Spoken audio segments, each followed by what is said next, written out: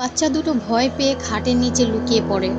তারপর তারা আবার সাহস করে বাইরে বের হয় দেখার জন্য কি হচ্ছে। ছানার চাদর আপনা আপনি উপরে উঠে যায় এবং লাফ দিয়ে বাচ্চার গায়ের উপর পড়ে। খ্রিস্টান পাদ্রী পবিত্র পানি সেই রাক্ষসীর মুখে ছুঁড়ে মারে। খ্রিস্টান পাদ্রী তাদের সকলকে সতর্ক করে যে এই দাগের বাইরে যেন কেউ না বের হয়। যদি কেউ এই দাগের বাইরে চলে যায় তার জন্য ভয়ঙ্কর বিপদ নেমে আসবে। মেয়েটির ছোট্ট পুতুলটি দাগের বাইরে পড়ে থাকতে দেখে মেয়েটি সেই পুতুল নিতে যায়। মেয়েটির মা বাচ্চাকে যেতে দেখে দৌড়ে আসে দাগ দেওয়ার জন্য, যে দাগের বাইরে যেন বের না হয়। কিন্তু ততক্ষণে তাদের ওপর বিপদ নেমে আসে, মেয়েটি পিছন দিকে উড়ে চলে যায়। বাচ্চা মেয়েটি ভয়ে চোটে চুপচাপ দাঁড়িয়ে আছে। তার সাথে কি হয়েছে সে কিছুই বলতে পারছে না।